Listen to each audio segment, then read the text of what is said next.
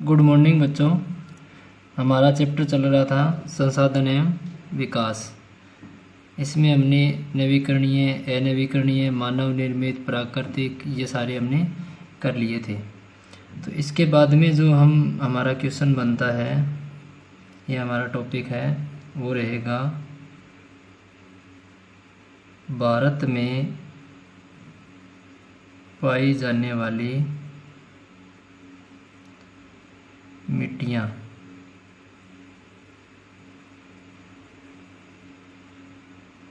ठीक है, भारत की मिट्टियों को हम 6 भागों में बांट सकते हैं। नंबर 1, जलोढ़ मृदा। कौन सी है? जलोढ़ मृदा। अगर देखा जाए तो जलोढ़ मृदा है वो बहुत ही उपजाऊ मिट्टी है। जलोढ़ का अर्थ होता है जल के द्वारा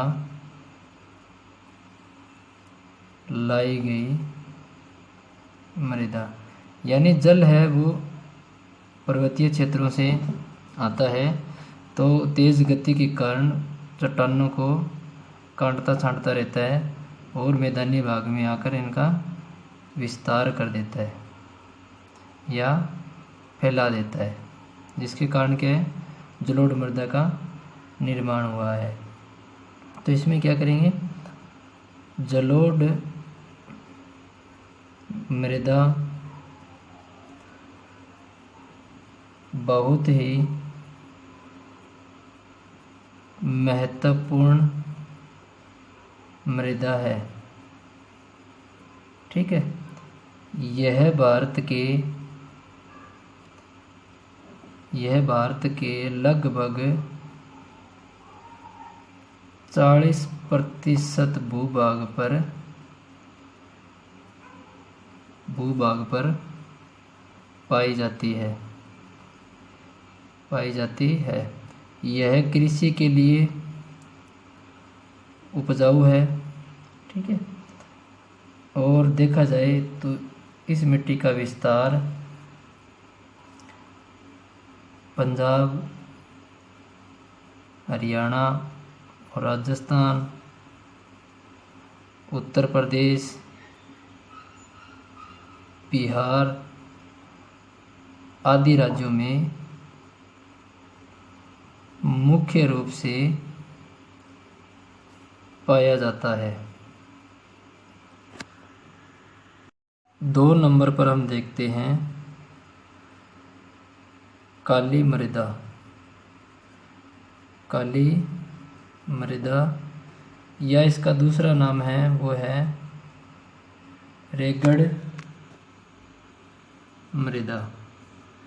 काली मृदा या रेगड़ मृदा, आपने नाम सुना होगा। काली मृदा कपास की खेती के लिए बहुत ही महत्वपूर्ण मिट्टी मानी जाती है और इसका विस्तार है जो गुजरात में कुछ क्षेत्र में मिलता है। तो वहाँ पर क्या है, लंबे रेशे वाली कपास उत्पादन की जाती है, तो इसलिए ये मिट्टी भी हमारे लिए बहुत ही महत्वपूर्ण है। इस मिट्टी का निर्माण है वो किससे हुआ है? लावा के कारण हुआ है। यानी इस मिट्टी का निर्माण लावा के कारण हुआ है। यह मिट्टी कपास की खेती के लिए बहुत महत्वपूर्ण है। यह मृदा कपास की खेती के लिए बहुत महत्वपूर्ण है। ठीक है, अगर देखा जाए तो इसे कपास वाली मिट्टी भी कहते हैं, इसे कपास वाली मृदा का नाम भी दिया गया है। इसके बाद में देखा जाए तो इसे रेगड़ मिट्टी कहते हैं। 3 नाम हो गए। यह मिट्टी या इस मिट्टी का विस्तार है वो दक्कन के ट्रेप या पठार के आसपास पाया जाता है। ठीक है, तो इस मिट्टी का जो मुख्य क्षेत्र है उसमें हम राज्य लेंगे तो गुजरात हो गया, गुजरात, एमपी यानी महाराष्ट्र,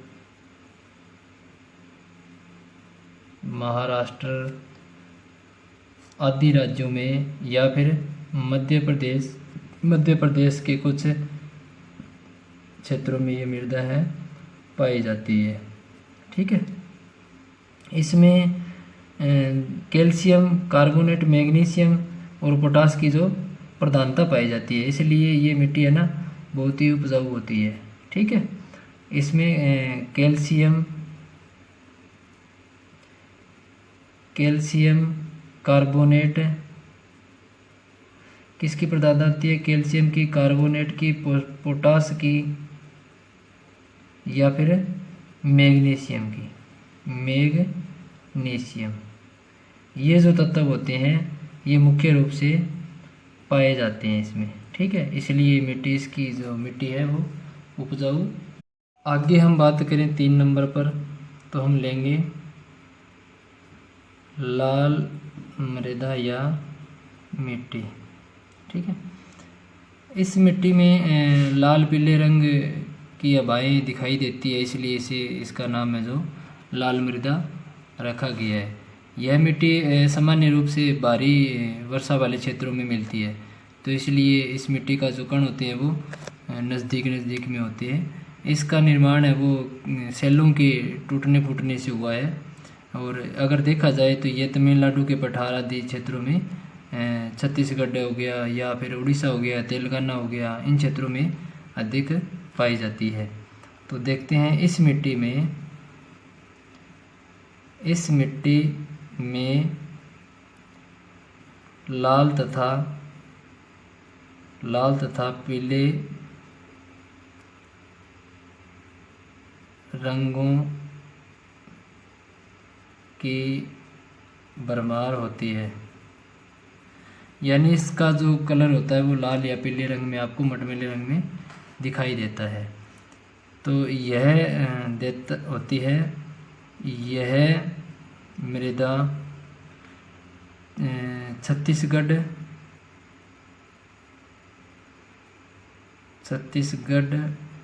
उड़ीसा में भी पाई जाती है। इसके बाद में देखा जाए तो तेलंगाना, तमिलनाडु, इन राज्यों में मुख्य रूप से ये मृदा पाई जाती है। अब बात करते हैं इस मिट्टी के उपजाऊपन की। तो ये मिट्टी भी कृषि के लिए बहुत महत्वपूर्ण मानी जाती है। इस मिट्टी में जैविक और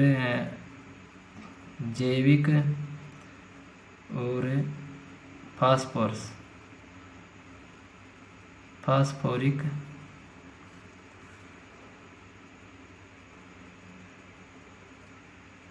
अम्ल की या जैविक और फास्फोरिक अम्ल की अधिकता पाई जाती है। और अगर देखा जाए तो नाइट्रोजन है वो कम मात्रा में इसमें पाई जाती है।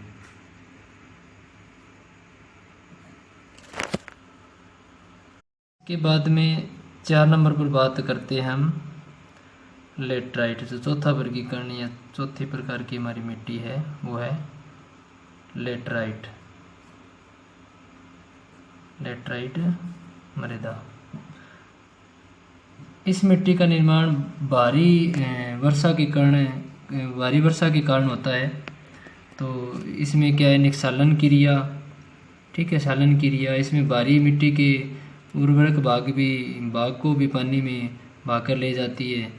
तो क्या होता है, भारी जो कण होते हैं वो मिट्टी में एक स्थान से दूसरे स्थान पर चले जाते हैं। यह मिट्टी तमिलनाडु के कुछ भागों में अगर देखा जाए तो मुख्य रूप से पाई जाती है। इसके बाद में उड़ीसा में भी इस मिट्टी का विस्तार है। मेघालय में भी आपको इस मिट्टी का विस्तार मिलेगा। उच्च भूमियाँ जो है वहाँ पर इस मिट्टी का विस्तार आपको मिलेगा। इसमें क्या है, ये कृषि योग्य नहीं होती और इसमें झाड़ियाँ और आदि जो वनस्पति है प्राकृतिक वही उग पाती है। तो हम देखते हैं इस मिट्टी का निर्माण, इस मृदा का निर्माण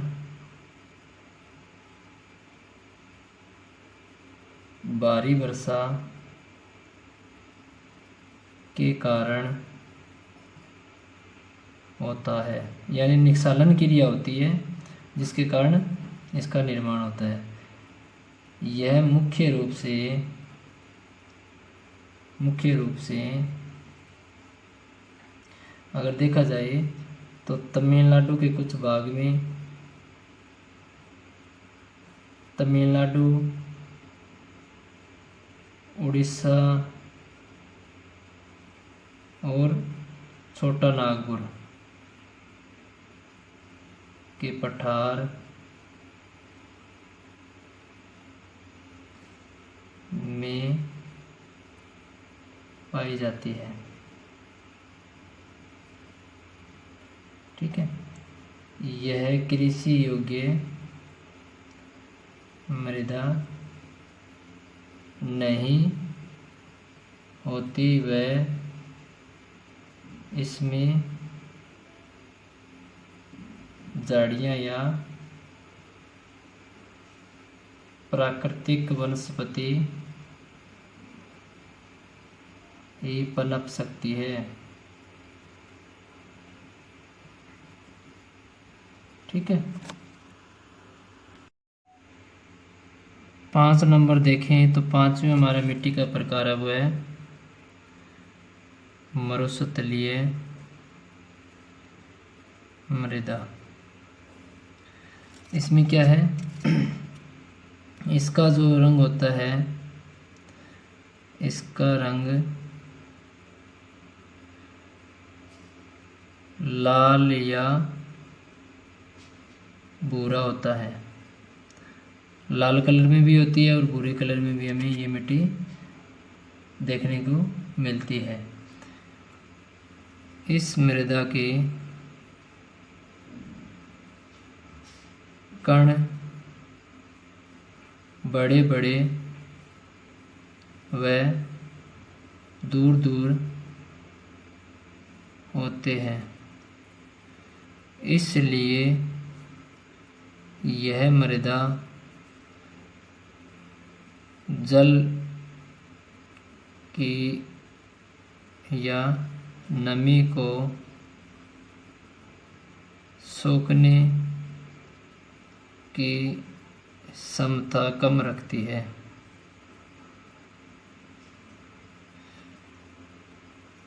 यानी ये अपने अंदर नमी है वो कम समय तक रख पाती है, इसलिए इस मिट्टी में कृषि बहुत कम होती है। ठीक है, उत्पादन है वो बहुत ही कम होता है, अधिक जल की आवश्यकता होती है।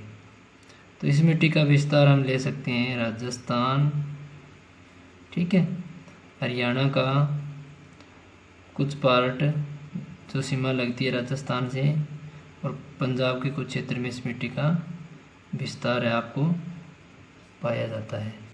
इसके बाद में गुजरात का भी हम थोड़ा बहुत जो क्षेत्र है उत्तर पश्चिमी भाग, इसमें भी इस मिट्टी का विस्तार पाया जाता है। नंबर 6 पर जो हमारी लास्ट जो मिट्टी है वो है वन मृदा। दूसरा नाम है इसका पर्वतीय मृदा। ठीक है, अब देखते हैं यह मृदा पहाड़ी क्षेत्रों में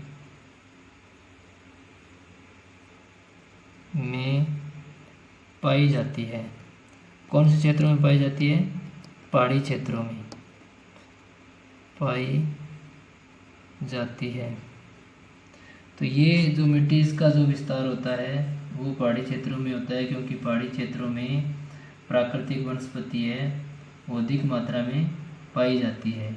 इसकी बनावट उस पर्यावरण पर निर्भर करती है जिसमें इसका निर्माण होता है। अगर देखा जाए तो ये मिट्टी ऊपरी ढलानों वाले क्षेत्रों में अधिक पाई जाती है। ऊपरी ढलानों में अधिक पाई जाती है। ठीक है, तो हमारा जो मिट्टी वाला चैप्टर है वो देखा जाए तो ये इसमें हम उदाहरण के तौर पर कौन से राज्य लेंगे, वो है हमारे जम्मू कश्मीर, उत्तराखंड, ठीक है, हिमाचल, अरुणाचल प्रदेश आदि। इन राज्यों में ये पर्वतीय मृदा है वो पाई जाती है।